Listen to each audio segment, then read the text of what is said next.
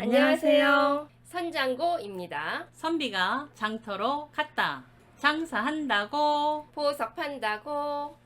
코로나로 결혼을 미루었던 분들이 올해 러쉬를 이루면서 예식장이 연말까지 모두 예약이 되어 있다고 해요. 그런데 결혼 예물의 지존 다이아몬드 가격이 정말 많이 올랐어요.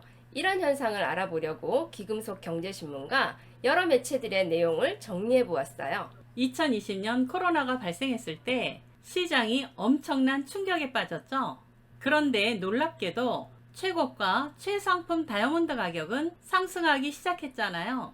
시장이 슬럼프에 빠졌을 때 낮은 가격으로 매입해서 나중에 차익을 기대한 거죠. 투자 가치로서의 보석이라는 의미가 부각되기 시작한 거죠. 처음에는 경매급의 큰 원석이 올랐지만 차츰 큰 캐럿 사이즈의 다이아몬드 가격이 상승하는 현상으로 진화하더니 올해는 작은 사이즈와 낮은 등급의 다이아몬드가 많이 상승했어요. 일부에서는 랩그로운 다이아몬드가 저가 다이아몬드 시장을 잠식할 것이라는 예상을 하기도 했었죠. 하지만 그 예상은 빗나간 거죠. 지금은 다이아몬드가 귀해요. 저가의 다이아몬드도 구하기가 매우 어렵습니다. 가격이 상승한 원인으로 여러 가지가 있겠지만 광산의 채굴 작업이 멈추고 다이아몬드 연마 공장들의 가동률이 낮아지면서 생산량 감소로 공급이 부족해지고 또 미국 시장의 저가 다이아몬드 수요가 급증한 것이 원인이라고 합니다. 미국의 다이아몬드 수요가 증가했다는 거죠.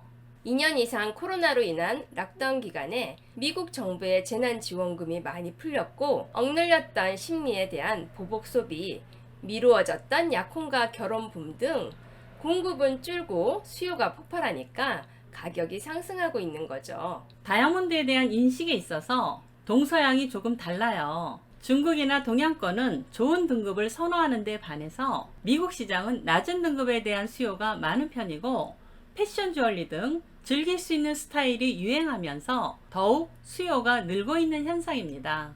러시아의 우크라이나 침공도 큰 영향을 주고 있죠. 러시아는 다이아몬드의 거대 생산지입니다. 러시아 국영 다이아몬드 채굴 업체 알로사는 전 세계 다이아몬드 원석의 약 30%를 공급해오고 있는데 전쟁 여파로 미국을 비롯한 유럽이 러시아의 경제 제재를 다각도로 연구하고 있죠. 미국은 러시아의 다이아몬드 수입을 금지하였고 영국도 알로사를 제재 리스트에 올렸죠. 따라서 미국 내 다이아몬드 원석 가격이 20% 정도 상승했는데 문제는 다이아몬드 생산을 쉽게 늘릴 수 없다는 것이죠. 2021년 기준 글로벌 다이아몬드 채광 시장 점유율은 드비어스사가 35%, 러시아 알로사가 29%, 리오틴토사가 3%, 페트라 다이아몬드가 3% 순입니다. 다이아몬드 생산회사 드비어스는 2024년까지 공급량을 늘릴 수 없는 상황이라고 이야기합니다. 다이아몬드는 어떤 경로를 거쳐 우리에게 오는지 그 과정을 알아보면 이런 현상을 좀 더 이해하기 쉽겠죠. 다이아몬드 원산지 증명 들어보셨죠? 티파니 앤코는 2019년부터 모든 소비자에게 다이아몬드 원산지를 밝히기 시작했는데요. 2022년까지는 다이아몬드의 가공 및 유통 과정을 모두 공개하기로 했다고 하죠. 블록체인을 기반으로 다이아몬드를 추적할 수 있는 시스템을 사용해서 탄생부터 유통 과정을 투명하게 볼 수 있도록 노력하겠다고 합니다. 다이아몬드가 광산에서 소비자 손에 이르는 과정을 살펴보려면 먼저 영국의 드비어스라는 회사를 알아야 합니다. 드비어스는 세실 로즈가 설립한 기업으로 1988년 남아프리카 킴벌리 주변의 다이아몬드 채굴 사업을 독점하는 데 성공하죠. 드비어스는 원래 남아프리카 공화국의 원주민 형제였어요. 이 형제가 50파운드의 한 농장을 샀다가 뜻밖의 거대 다이아몬드 광산을 발견하여 대박이 나고 그 농장을 드비어스 광산으로 부르는 조건으로 다시 팔게 됩니다. 드비어스는 전 세계 다이아몬드 생산량의 90%를 유통하면서 전 세계 다이아몬드 가격을 조절할 수 있는 독점적인 시장 지배자였었죠. 구소련의 다이아몬드 생산도, 호주 아가일 광산도, 캐나다 에가티 광산의 생산도 통제할 수 있었죠. 드비어스는 생산을 통제하여 가격을 안정시키는 것이 중요한 역할이라고 생각한 거죠. 드비어스는 마케팅 자회사 DTC를 통해 다이아몬드 판매를 지휘했고, 드비어스가 선정한 사이트 홀더에게만 다이아몬드 원석을 공급함으로써 다이아몬드 전반적인 유통을 컨트롤할 수 있었죠. 시장 가격을 조절하는 역할도 하는데, 시장 여건이 안 좋으면 가격을 올리고 좋은 상황으로 바뀌어도 가격을 내리는 일은 없었죠. 하지만 2006년 2월 27일 이후로부터 불공정 거래 통보를 받고 지속되어 오던 독점 체제가 무너졌어요. 시장에 큰 변화가 생겼죠. 드비어스의 시장 점유율은 급격히 떨어지게 되었죠.